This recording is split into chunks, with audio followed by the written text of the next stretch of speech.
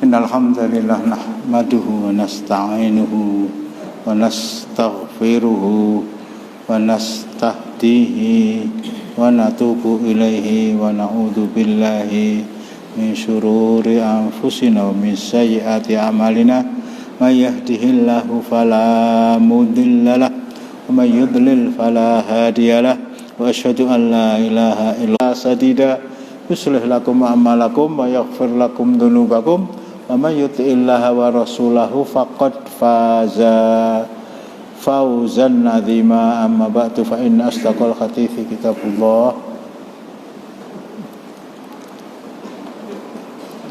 wa khairal hadyi hadyu Muhammadin sallallahu alaihi wasallam wa syarrul umuri muhdatsatuha wa kullu muhdatsatin bid'ah wa kullu bid'atin dhalalah wa kullu dhalalatin finnar. Ikhwani fiddin, arsyakumullah, melanjutkan kisah tentang peristiwa Ifk. Ada beberapa hal yang harus kita garis bawahi. Artinya kita patrikan ke dalam hati sanubari kita masing-masing. Yang pertama, Waalaikumsalam warahmatullahi wabarakatuh, berkaitan dengan Ummu Mistah. Saya cari namanya itu Salma binti Sokhr bin Amir, ikut menjadi fatihnya Abu Bakar As-Siddiq bin Abi Quhafah radhiyallahu anhuma. Begitu juga anaknya yang bernama Mistah kepada anak kandungnya,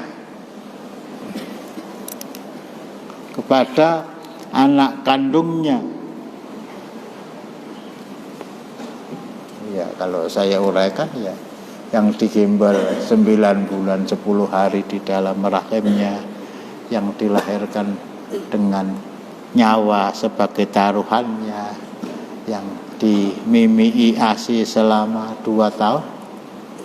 Begitu Mistah ini menjadi salah seorang dari para penyebar peristiwa Ifk, di saat ibunya Salma itu mengantarkan Aisyah malam hari ke padang pasir dalam rangka qada'ul hajjah, kemudian dia kepleset, terjatuh. Bukan innalillahi wa inna ilaihi raji'un yang dia ucapkan. Apa kata dia? Ta'isa Mistah.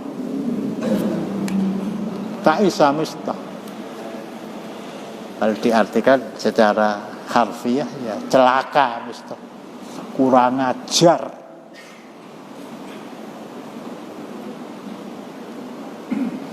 Aisyah pun sampai kaget. Dia itu muhajir, hijrah dari Makkah ke Madinah. Dia itu ashabu Badar,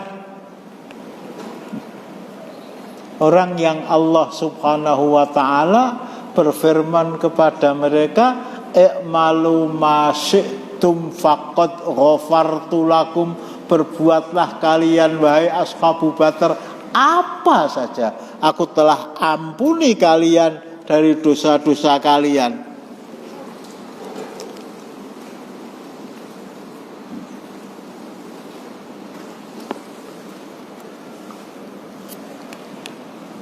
Apa jawab Salma ini? Kalau di dalam sejarah diterangkan, apa kamu belum mendengar berita yang sedang viral ya, yang sedang hangat di masyarakat kota Madinah. Intinya karena dia meskipun anak kandung saya, meskipun dia itu anak kandung saya, tetapi karena dia telah memfitnah Rasulullah dengan memfitnah istrinya,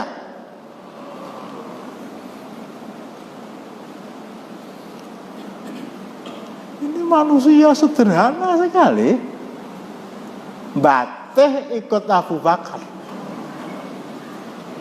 Latar belakang pendidikan isi batok kepala dia pas-pasan, tetapi hati yang ada di dalam dada penuh dengan iman dan ketakwaan, sehingga dia menempatkan Rasulullah, menempatkan kecintaan dia kepada Rasulullah bahkan di atas kecintaannya kepada anak sendiri. Nah, ini kan ngaji itu seninya di sini. Surat apa itu, ayo? Qul in kana abaukum wa abnaukum wa ikhwanukum wa azwajukum wa asiratukum. Surat At-Taubah ayat 24. Saya harus ingatkan untuk kesekian kali kepada diri saya sendiri dan kepada antum semua, kalau kita tuh tidak ingin divonis oleh Allah Subhanahu wa taala, Allah loh ya. Kalau kita tidak ingin divonis oleh Allah Subhanahu wa taala sebagai orang dengan predikat fasik, wallahu la yahdil qaumal fasiqin, 3 harga mati. Sekali lagi saya ingatkan diri saya sendiri kepada antum.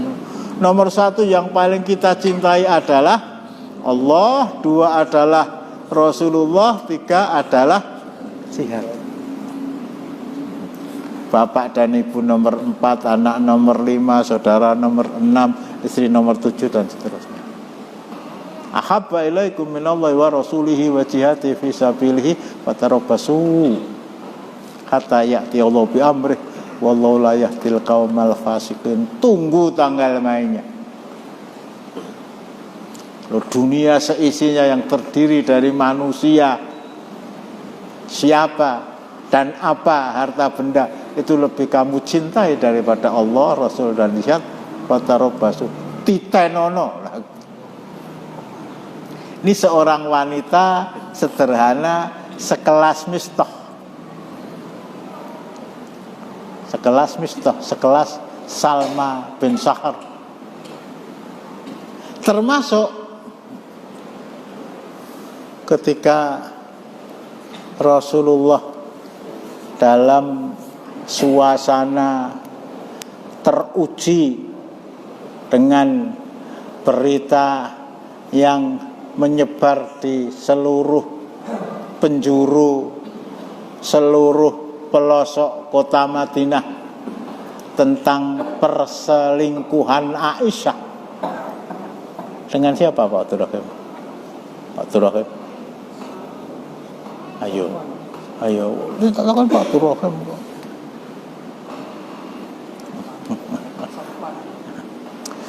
Jenengmu itu Pak Abdul Rahim. Saya tuh dulu lupa, yang ingatkan itu beliau lah gitu loh. Sofan bin Mu'attal As-Sulam radhiyallahu anhu.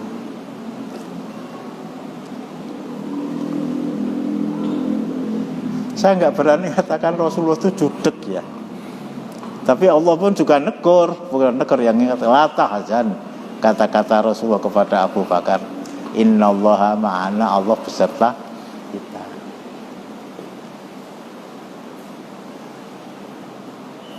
Tapi kalau boleh saya simpulkan dengan bahasa yang mudah-mudahan tidak menyimpang dari syariah, Rasulullah itu tidak berani mengambil sikap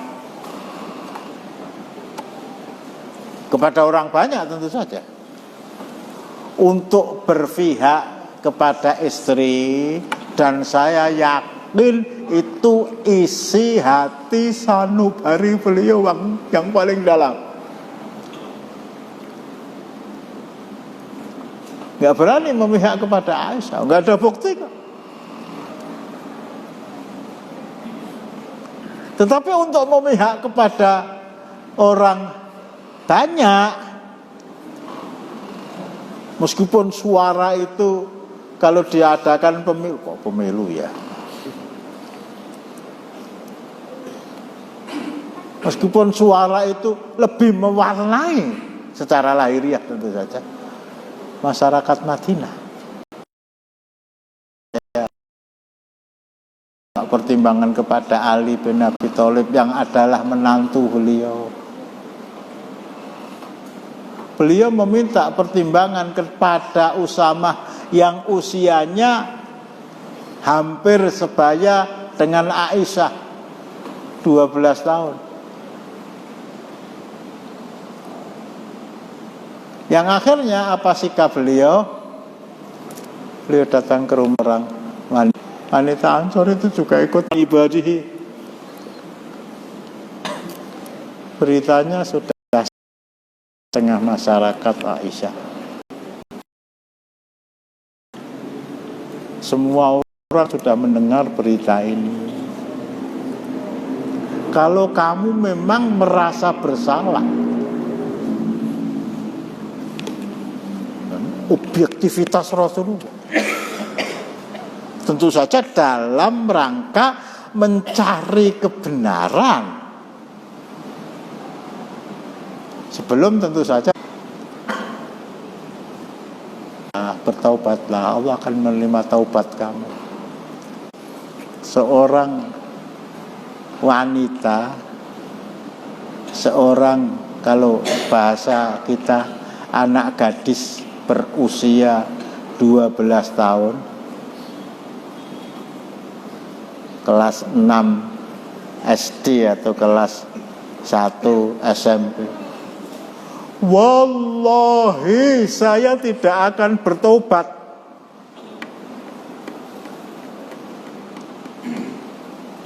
Nggak main-main, ini depan Rasulullah,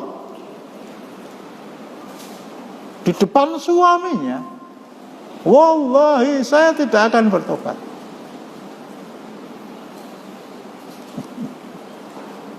Bukan membela diri, tetapi inilah realita.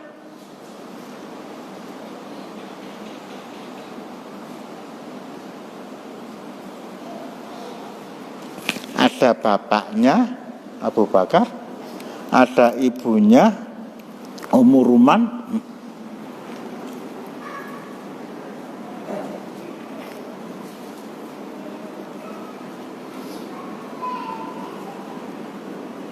Apa kata Aisyah kepada keduanya?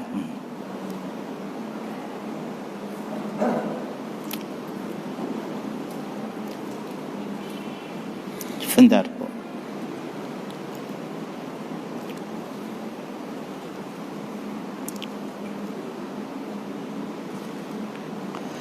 Ala tujibani Rasulullah, ala tujibani Rasulullah, kata Aisyah kepada bapak dan ibunya. Jadi kalau saya uraikan satu persatu, bapak jawab apa yang dikatakan Rasulullah. Saya ini anak kamu. Allah tujibani Rasulullah. Jawab apa yang dikatakan Rasulullah.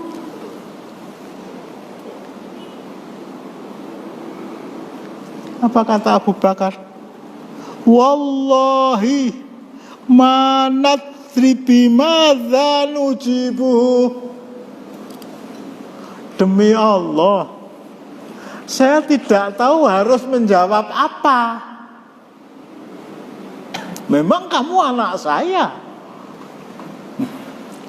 Memang kamu darah daging saya, tulang saya, sumsum saya. Orang yang di belakang namamu satu-satunya yang boleh kamu pasang namanya di keterangan saya ya, hanya saya. Tapi saya harus menjawab apa? Kamu anak saya. Tapi yang ngomong tentang perintah taubat itu Rasulullah. Kamu saya cintai, amat saya cintai, tapi Rasulullah lebih saya cintai. Saya harus menjawab apa? Bukan tidak bisa menjawab. Kalau saya menjawab apa yang dikatakan Rasulullah, berarti saya membantah. Gimana letak kecintaan saya kepada Rasulullah? Kepada ibunya juga begitu. Ala tujibani Rasulullah. Ibu, saya itu anak kamu, yang imbal saya itu kamu, yang melahirkan saya itu kamu, yang netehi saya itu kamu. Saya disuruh oleh Rasulullah untuk bertobat padahal saya tidak berbuat dosa. Jawabannya sama.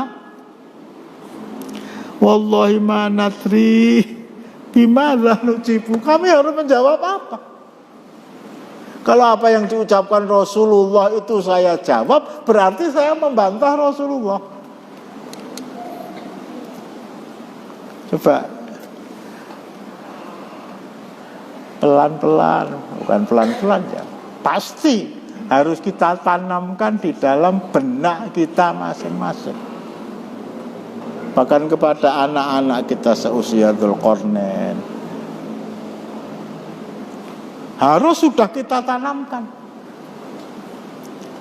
Bahasanya tadi, saya tidak ingin anak saya tidak ingin saya itu menjadi orang yang fasik.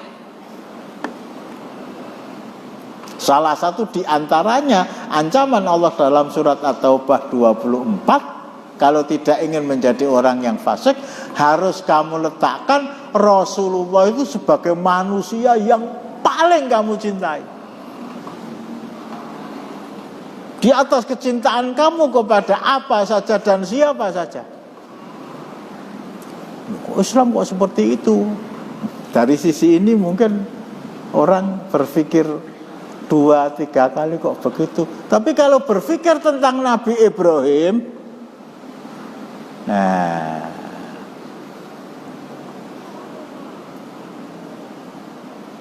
kelahiran Nabi Ismail alaihi salam sebagai putra pertama Nabi Ibrahim itu, saya ulangi untuk kesekian kalinya, ditunggu oleh beliau. Kalau beliau nikah dengan Hajar itu usia 30 tahun, berarti untuk menunggu kelahiran Ismail alaihi salam itu harus menanti waktu selama 1 abad. Dalam tafsir saya baca, Ismail itu lahir ketika Nabi Ibrahim berusia 130 tahun. Ya, kita nggak bisa membayangkan ya kayak apa cintanya Nabi Ibrahim kepada Nabi Ismail alaihi wassalam. Tetapi ketika perintah Allah datang, sembelih, sami'na wa ata'na. Ismail dicintai oleh Nabi Ibrahim sepenuh hati. Tapi kecintaan Nabi Ibrahim kepada Allah Subhanahu wa ta'ala menjadikan kecintaan beliau kepada Nabi Ismail itu menjadi kecil.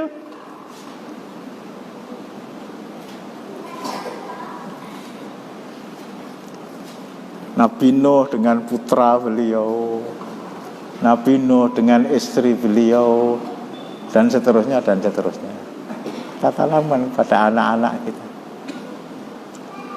Ya, tidak harus ditumengi, tidak harus diwejang ya. Tapi kita kenalkan siapa itu Rasulullah, siapa itu sahabat-sahabatnya.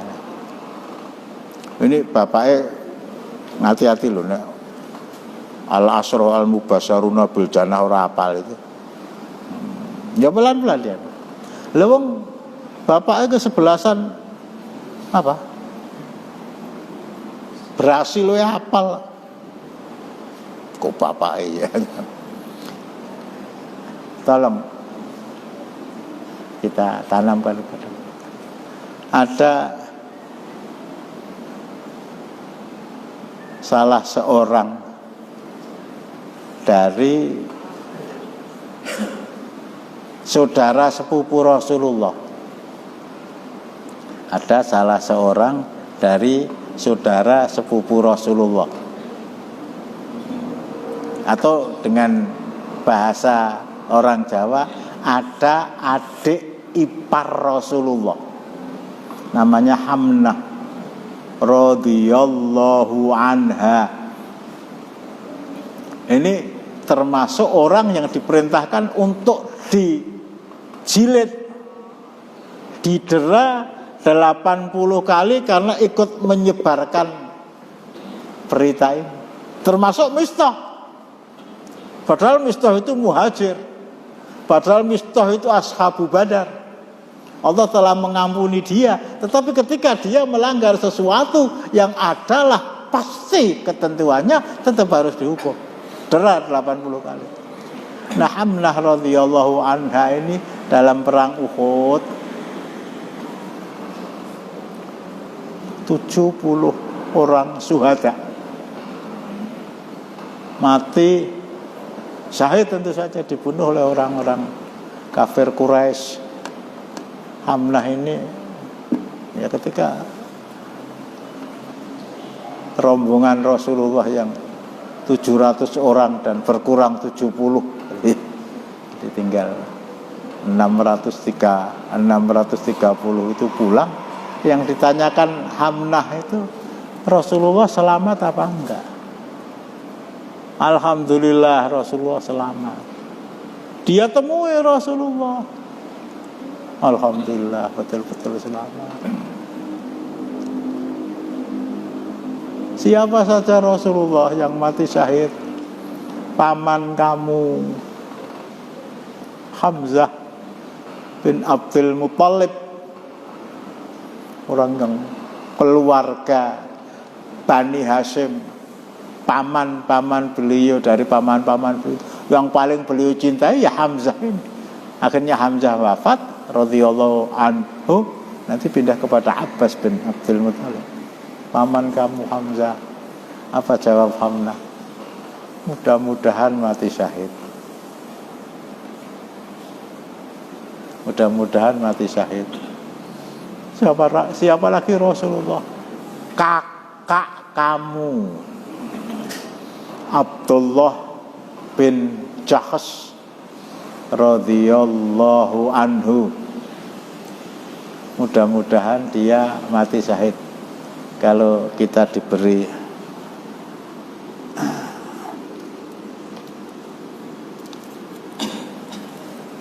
kesempatan untuk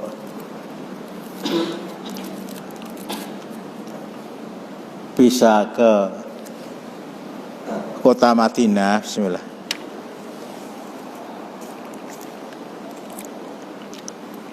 Kita diberi kesempatan atau pernah ya untuk datang ke kota Madinah, bukan menziarahi kubur Rasulullah loh, bukan menziarahi kubur Rasulullah. Saya berkali-kali mengingatkan apa yang difatwakan oleh Syekhul Islam Ibnu Taimiyah, hadis-hadis maudhu, hadis-hadis palsu tentang ziarah kubur beliau.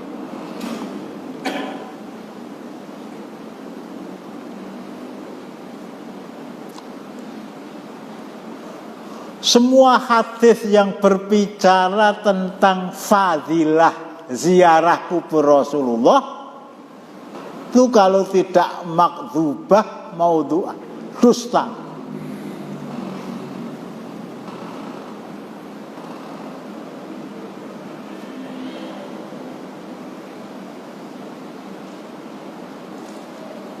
Man zaroni ba'da wafati Faka'an nama zaroni fi hayati, barang siapa yang menziarahi kuburku setelah aku wafat, sama dengan bersilaturahmi. Bahasa ziarah itu juga tidak keliru, cuma kalau ziarah itu kok melenyang ndak nyung-nyang.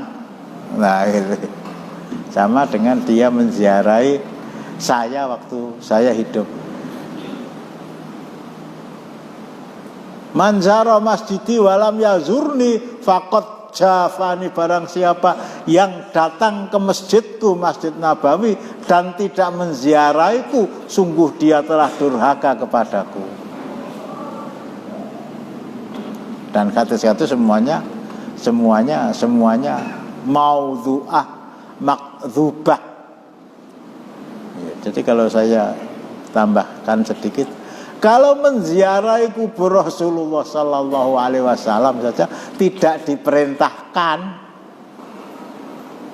apalagi menziarahi kubur Habib, Syekh.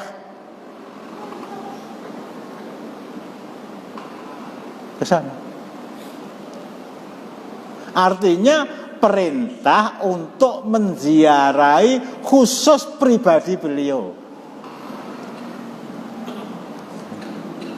Kalau ada hadis, ya hadis tadi semuanya palsu.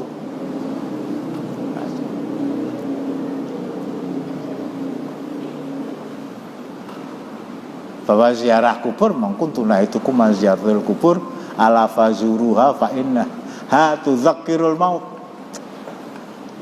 Rasulullah memerintahkan, saya dulu pernah melarang kalian ziarah kubur, tapi sekarang ziarahlah, karena ziarah kubur itu mengingatkan kepada kematian.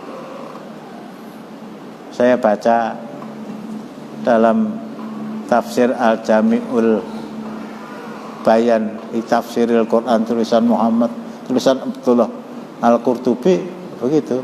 Kalau Anda itu dalam keadaan resah, sholat enggak khusyuk, hati enggak tentram, yang mengarep muring, ziarahilah kubur siapa saja. Bahkan kuburnya orang kafir kita ziarahi, itu akan mengingatkan kita, soben aku yo bakal kaya ngono kuwi. Tidak dibedakan. Soben aku yo bakal kaya ngono kuwi.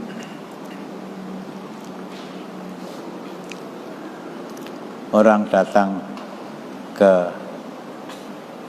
Masjid Nabawi, kemudian biasanya dari biro perjalanan atau dari yang baru pulang haji ini ya, dari Kementerian Agama yang menyelenggarakan itu, diajak untuk ziarah ke Uhud, ya ke Uhud.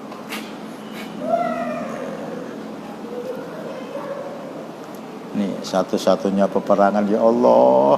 Coba dibaca lagi ya. Wajah beliau itu kena lemparan batu orang kafir. Bukan senjata ya, tapi rantai besi yang dilepas oleh orang kafir dilemparkan ke wajah beliau, kena ke pipi beliau, gigi beliau, karena kena senjata orang kafir itu bukan tanggal, patah.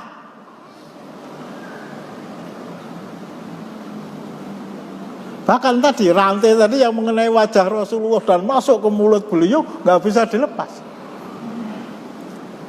Sahabat yang melepas, saya agak lupa ya, Sa'ad bin Abi Waqqas apa Khalid bin Sa'ad bin Abi Waqqas apa Abu Ubaidah bin Al-Jarrah, itu saking menggigitnya besi tadi, gigi dia itu lepas. Ya Allah, swarga ki nerake kaya ngene iki.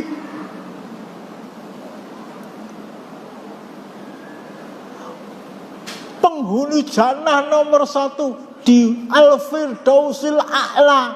Itu harus mengalami seperti itu.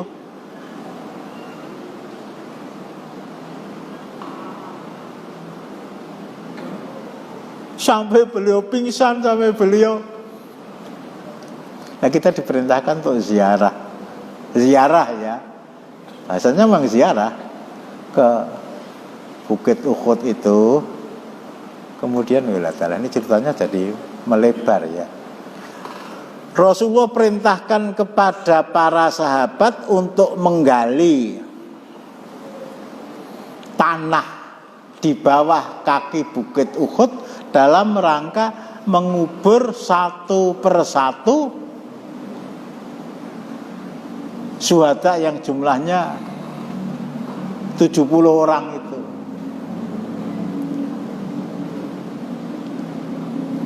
Akhirnya dikubur di sana, dan bahkan ya ada orang yang ingin membawa salah seorang keluarganya pulang ke Madinah. Rasulullah larang, jangan kubur di sini.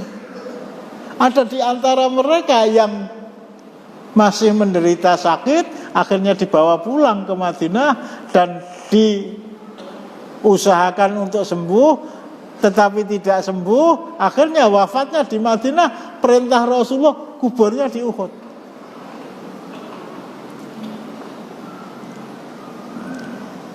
Termasuk di sana paman Rasulullah Hamzah bin Abdul Muthalib radhiyallahu anhu, saudara ipar Rasulullah, sepupu Rasulullah, Abdullah bin Jahsh radhiyallahu anhu. Mengapa saudara ipar? Mengapa saudara ipar? Siapa? Istri Rasulullah yang adalah binti Jahsh. Zainab binti Jahsh itu istri beliau.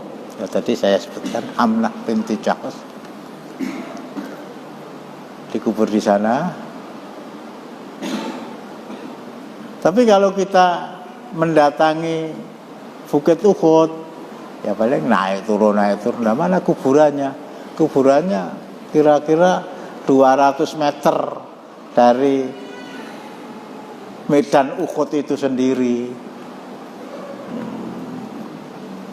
Kita datangi dan ada pagar kira-kira ya 1,5 meter mungkin ya.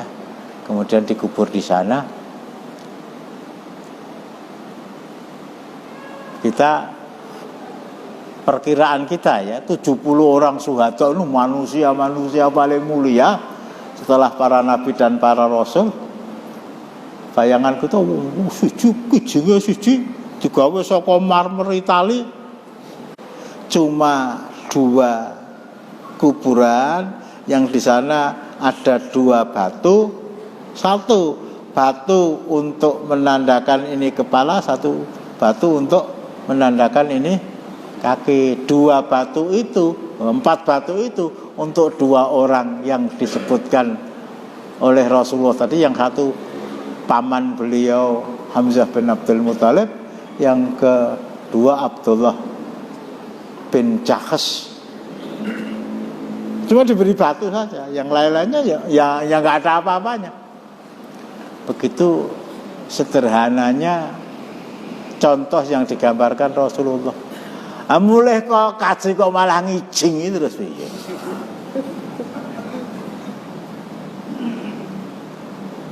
Jadi nggak bisa mengambil ibrah. Jaman biyen urung ana kijing, sing dodol kijing guru Solo lho.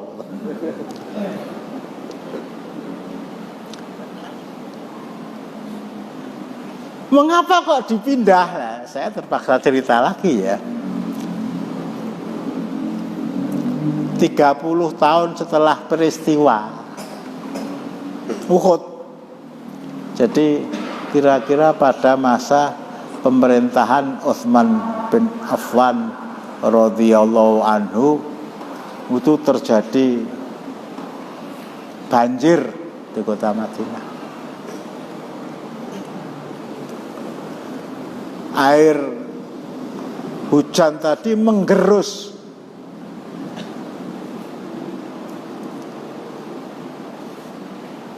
tanah di mana para syuhada Uhud dikubur. 1 cm, 5 cm, 10 cm, 15 cm, 20 cm. Dan Allah ingin menakdirkan, ini loh bukti kecintaan saya kepada orang yang mati syahid. Kira-kira begitu. Akhirnya tanah yang menutupi jenazah syuhada Uhud selama 30 tahun itu tersingkap. Allahu Akbar.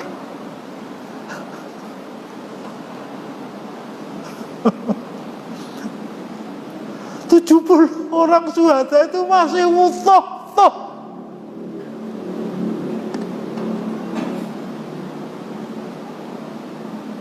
Masih wutuh. Diceritakan seperti dikubur ba'da zuhur, digali sebelum asar.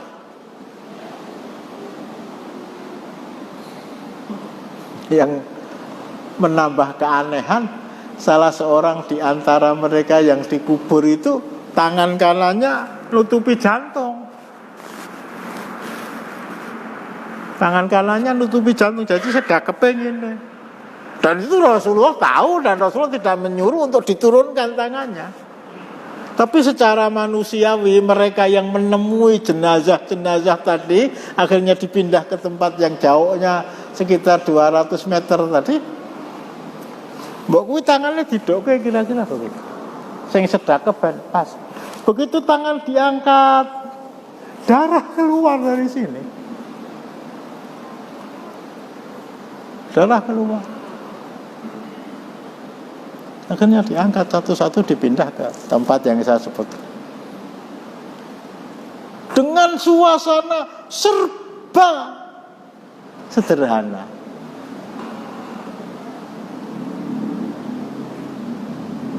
Dikubur. Selesai. Hanya 2 lah. Ini wallahu alam, saya belum menemukan penyebabnya. Mengapa untuk Hamzah kok dikasih batu? Mengapa untuk Abdullah bin Jahsh? Apa itu sebab karena yang satu paman Rasulullah, yang satu saudara sepupu Rasulullah? Kembali kepada Hamnah tadi ya, radhiyallahu anha, orang yang karena menyebarkan berita dusta, artinya menuduh seseorang berselingkuh dengan orang lain dan tidak bisa mendatangkan 4 orang saksi, dia terkena dera 80 kali. Perempuan itu saudara ipar Rasulullah, sepupu Rasulullah. Tapi dia punya kelebihan. Gimana Rasulullah dalam perang Uhud? Alhamdulillah selamat, dicari selamat betul. Siapa yang mati syahid Rasulullah? Paman kamu. Ya paman saya, Hamzah bin Abdul Muthalib. Syahid insyaallah, mudah-mudahan syahid. Siapa lagi Rasulullah? Kakak kamu, Abdullah bin Jahsh. Syahid mudah-mudahan. Siapa lagi Rasulullah? Suami kamu, Mus'ab bin Umar. Nangis dia. Nangis. Ngantuk ora iso nangis. Ngantuk nangis melintur. Ngapa kamu nangis? Saya sebutkan paman kamu enggak nangis mendoakan syahid. Saya sebutkan kakak kamu enggak nangis mendoakan syahid. Tapi ketika saya sebut Mus'ab kok kamu nangis? Rasulullah, saya berpikir siapa yang akan memberi makan anak-anak saya?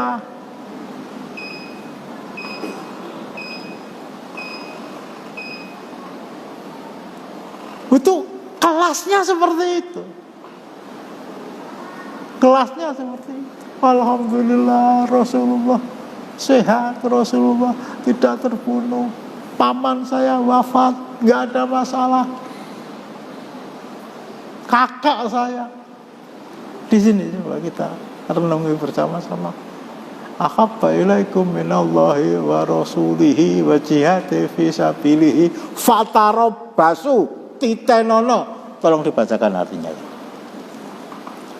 Katakanlah, jika bapak-bapak, anak-anak, saudara-saudara, istri-istri kaum keluargamu, harta kekayaan yang kamu usahakan, perniagaan yang kamu khawatiri kerugiannya, dan rumah-rumah tempat tinggal yang kamu sukai adalah lebih kamu cintai daripada Allah dan Rasul-Nya dan dari berjihad di jalannya, maka tunggulah sampai Allah mendatangkan keputusannya, dan Allah tidak memberi petunjuk kepada orang-orang fasik.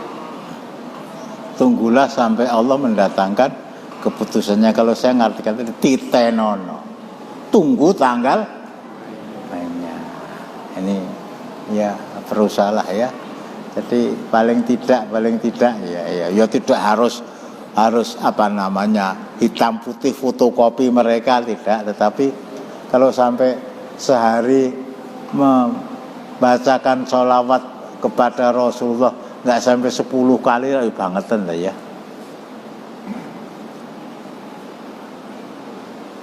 Dalam wirid pagi baca subuh, wirid sore baca asar, itu sebelum kita membaca subhanallah wa bihamdi 100 kali kan ada Allahumma inni as'aluka khaira ma fi hadhihi lailati wa khaira ma ba'daha wa a'udzubika min syarri ma fi hadhihi lailati wa syarri ma ba'daha.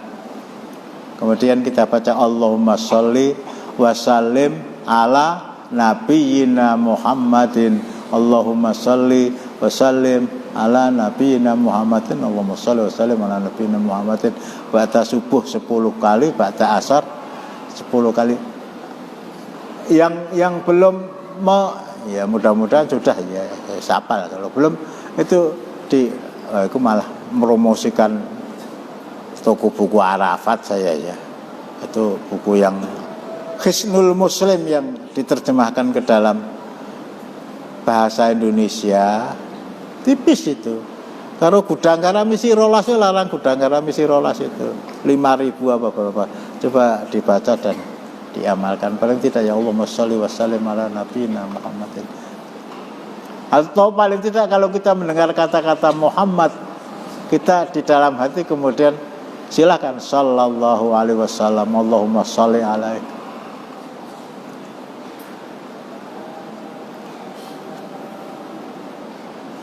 Saya sempurnakan ceritanya ya. Jadi mereka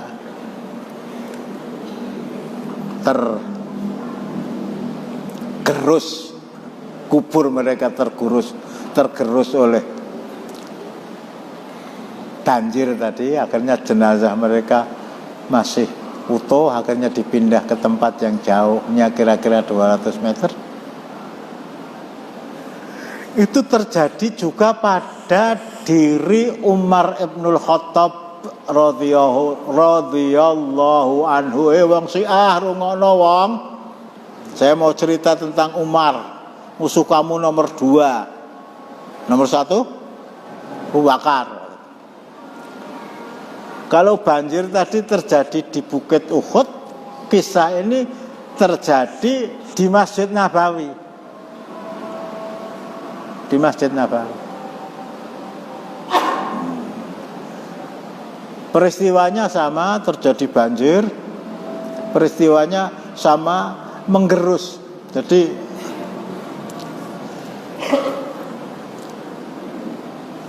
rumah Aisyah yang dipergunakan untuk mengubur jasad Rasulullah yang mulia, jasad Abu Bakar As-Siddiq yang mulia, kemudian Umar Ibnul Khattab menyuruh anak beliau Abdullah bin Umar untuk minta izin kepada Aisyah radhiyallahu anha agar beliau dikuburkan satu ruangan bersama dengan 2 orang pendahulunya. Aisyah janjane lah gitu ya, janjane. Ini masih ada satu ruangan yang saya sediakan untuk saya. Nah, jadi suami saya, bapak saya, dan diri saya. Tapi berhubung yang meminta tempat yang saya sediakan untuk penguburan jenazah saya itu orang yang paling dicintai oleh suami saya. Rasulullah paling cinta kepada Umar, setelah kepada Abu Bakar. Orang yang paling dicintai oleh bapak saya, ya saya ngalah. Akhirnya dikubur di Baqiatul Gharqad. Dan kita tidak akan menemukan mana kuburan Aisyah, nggak ada, mana kuburan Fatimah, nggak ada. Akhirnya dikubur. Jadi beliau berdua itu di sini begitu. Umar itu di sini. Ruang tempat tinggal Aisyah itu sempit. Sehingga ketika jenazah Umar Ibnul Khattab itu dikubur, harus menggali fondasi rumah. Artinya kaki Umar Ibnul Khattab itu jujul keluar ruangan, keluar bilik Aisyah itu. Nah, ketika terjadi banjir tadi, akhirnya merobohkan dinding, kemudian gerus tanah. Orang melihat, ya Allah, ada kaki yang putih, yang utuh seperti kakinya orang hidup.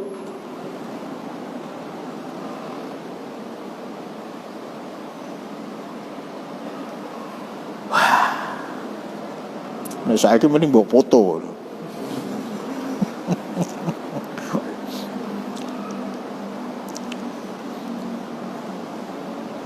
Saya ditunggangi orang, ada truk tangki Pertamina yang nabrak di mana? Di Jakarta itu ya? Hah? Oh, Semarang, ngerti mukur Semarang. Oh. Di Jakarta kemarin kan ada. Ada. Itu jadi orang yang melihat, ya Allah Ustaz, darahnya bersimbah darah. Dipotoni karo uang. Ya Allah. Kalau yang mati itu tidak rela apa? Kalau yang mati itu masih hidup. Masa nasib saya yang seperti ini malah kamu viralkan kepada orang banyak? Kira-kira begitu. Termasuk keluarganya. Kan sampai berapa orang meninggal itu. Darah, bersimbah darah segitu. Dipotong nih malah. Loh, aku sing nyiarke. Ini kaitannya dengan masalah hak asasi seorang manusia. Ketika orang, saya kembali ya kepada Umar tadi, melihat ada kaki putih. Ya kalau kain kafannya, kalau di kafan ya, atau kainnya memang sudah termakan waktu. Tetapi jasad beliau itu tidak rusak sama sekali. Ya Allah mau menampakkan itu saja. Nanti kalau Ka'bah malah Abu Bakar semua tampak, termasuk Rasulullah, dan itu sesuatu yang mungkin sangat mustahil untuk terjadi. Ini mulianya orang yang mati syahid di sisi Allah, 70 orang syuhada Uhud dan Umar Ibnul Khattab. Meskipun Umar Ibnul Khattab itu tidak mati di medan perang, tetapi beliau tetap dicatat sebagai orang yang mati syahid karena dibunuh oleh orang kafir. Abu Abdullah Al-Qurtubi menggunakan dasar firman Allah di dalam surat An-Nisa ayat 69.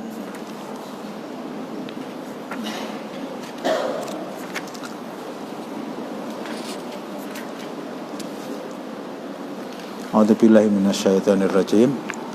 Wa may yuti'illaha war rasula fa ulaika ma'al ladzina an'amallahu 'alaihim minan nabiyyina was-siddiqina was-syuhada'i wal-salihin wa hasuna ulaika rafiqa. Wa dzalika al-fadlu minallah. Allahu yudkhilul man yasha'u fi rahmatihi. Wa may yuti'illah wa rasula fa ulaika ma'al ladzina an'amallahu 'alaihim minan nabiyyina was-siddiqina was-syuhada'i wal-salihin wa hasuna ulaika rafiqa. was-siddiqina was-syuhada'i was-sholihin wa hasuna ulaika rafiqa.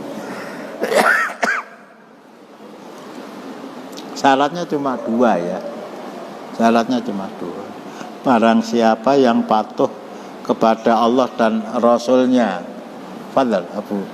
Dan barang siapa yang mentaati Allah dan Rasulnya, mereka itu akan bersama-sama dengan orang-orang yang dianugerahi nikmat oleh Allah, yaitu nabi-nabi, para siddiqin, orang-orang yang mati syahid, dan orang-orang soleh, dan mereka itulah teman yang sebaik-baiknya. Faulaika ma'alladzina an'amallahu alaihim. Orang yang patuh kepada Allah dan Rasulnya. Allah memberikan kesempatan kepada siapa saja, ya kepada antum, kepada saya. Kalau kamu patuh pada Allah dan Rasulnya, tempat tinggal kamu nanti di akhirat akan bersama para nabi.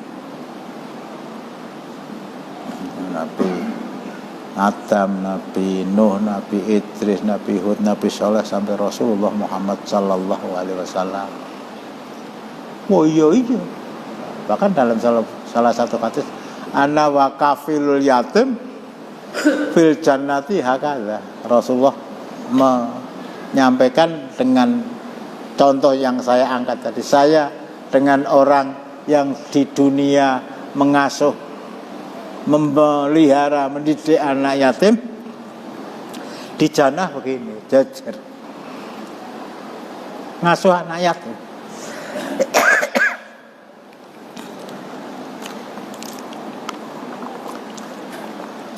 Allah Ta'ala malah ngasuh cocak rawa.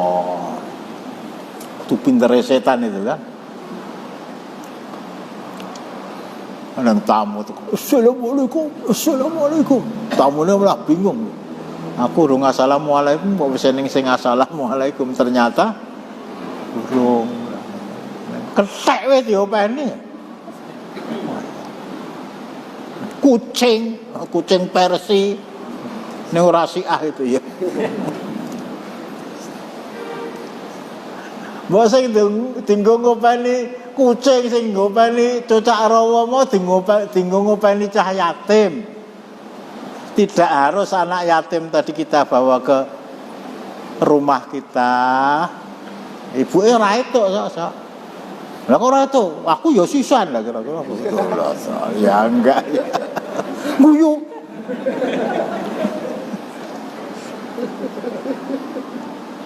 Tangga kowe ning sing rondo lah. Anake ning yatim ya. Raketan sesasi ki tak ngekei 50, wong kuat tugur 50.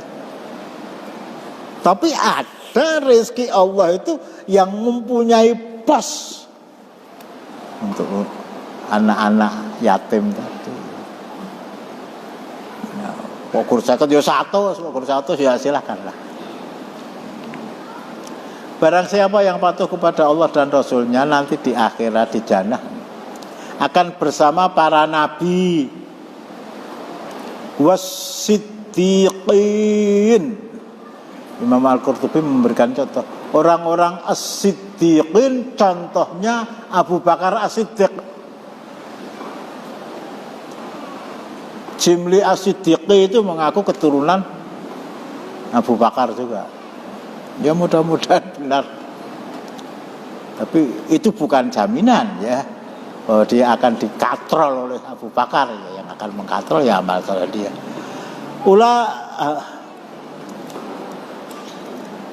Faulaika ma'alladzina an'amallahu alaihim minan nabiyyin was-siddiqin wasyuhada'i, dan orang-orang yang mati syahid. Contohnya siapa? Umar Ibnul Khattab. Dia mati, wafat, dibunuh oleh orang kafir karena keimanannya. Tidak mesti orang dibunuh orang kafir itu mati syahid. Lah kok dipateni wong kafir? Lah wong utang ra gelem bayar. Ngemplang lagi. Contohnya orang yang mati syahid itu satu Umar, nggak maju ke medan perang. Utsman bin Affan nggak maju ke medan perang, dibunuh oleh orang-orang munafik. Ali bin Abi Thalib radhiyallahu anhum dibunuh oleh orang-orang Khawarij. Wassolihin, dan orang-orang yang soleh, orang-orang contohnya para sahabat Rasulullah semuanya radhiyallahu anhum, ya, surat At-Taubah 100, yang tidak mati di medan perang. Contohnya ya banyak sekali. Khalid bin Walid, aku kuwi perang awakku kuwi tatune wis punjul saka 50, ngarep-arep mati syahid kok ora iso. Itu tangis Khalid bin Walid. Tapi dia termasuk wassolihin, orang-orang yang soleh. Ini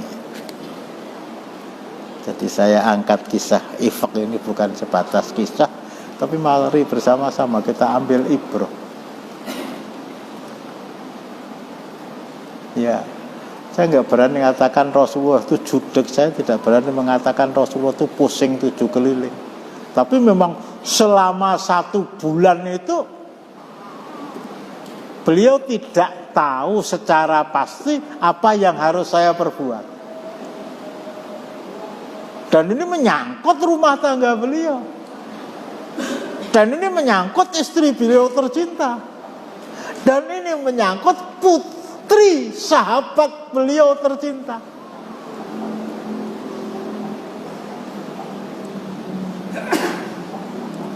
Idza akhafallahu 'abdan ibtala inna azmal bala ma'azmal jaya.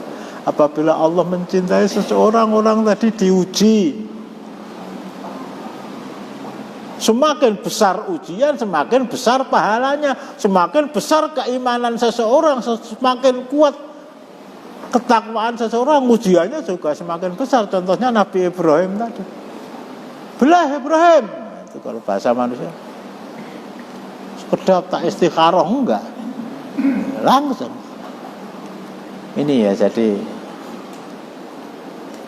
akhirnya anak yang berusia 12 tahun tadi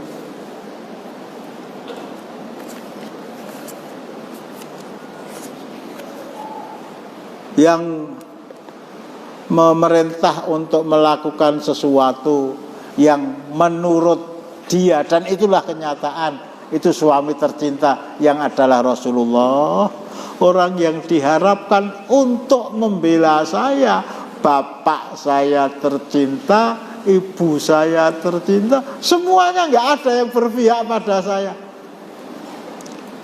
Sudahlah, kalau begitu saya akan bersabar seperti sabarnya Nabi Ya'qub, fasabrun jamil wallahul musta'anu ala ma tasifun.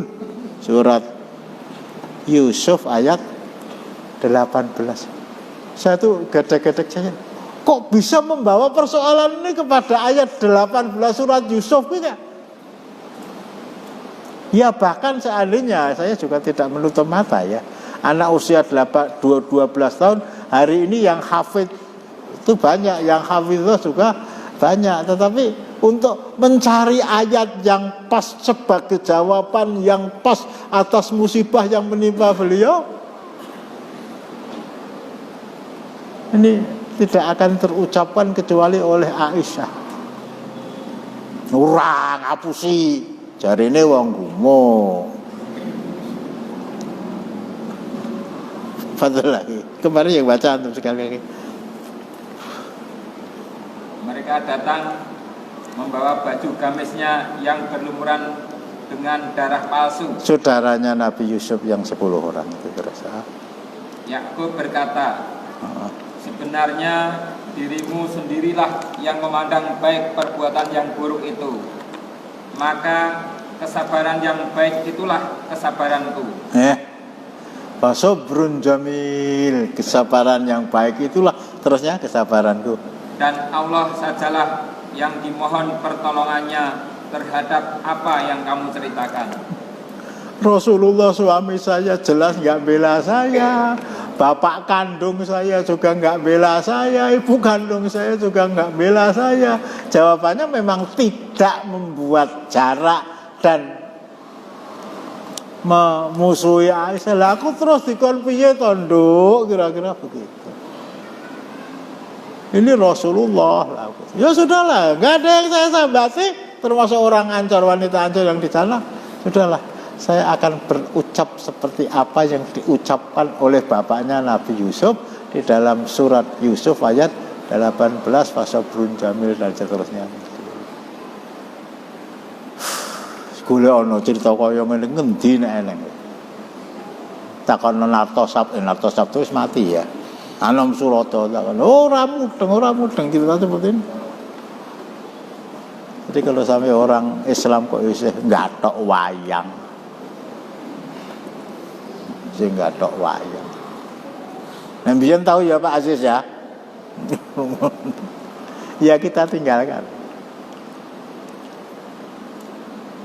Kok masih menyempatkan nonton ketoprak, ludruk, apa wis glegeken ganjaran, gitu loh. Apa wis glegeken ganjaran? Jawabannya tentu belum. Jadi saya ajak untuk kesekian puluh kalinya di rumah itu ada kitab tarikh Rasulullah, Ar-Rahiqul Maktum, silakan. Kelengkapan tarikh Nabi Muhammad silakan. Ora ketang 15 menit, 30 menit setiap hari itu kita baca kita. Bukan untuk diulang-ulang tetapi untuk gugah wong ati belinge ra keruan ya. Artinya siapa? Ya hati kita itu. Kandhane nekat lah untuk supaya kembelingannya itu tidak terlalu berkembang pesat tetapi bisa kita kurangi antara lain ya dengan membaca antara lain loh ya. Kalau sholat jamaah sehari 5 kali itu harus. Kata Imam Ahmad wajib. Tilawatul Quran semampu kita. Tapi 1 bulan 1 juz. Membaca sejarah Rasulullah, membaca sejarah para sahabat itu bagian yang tak terpisahkan dalam rangka untuk memberikan siraman rohani kepada diri kita masing-masing. Sekian, kita lanjutkan insyaallah dalam kesempatan yang akan datang. Kita akhiri dengan doa kafarah majelis. Subhanakallahumma wa bihamdika asyhadu an la ilaha illa anta astaghfiruka wa atubu ilaik. Assalamualaikum warahmatullahi wabarakatuh.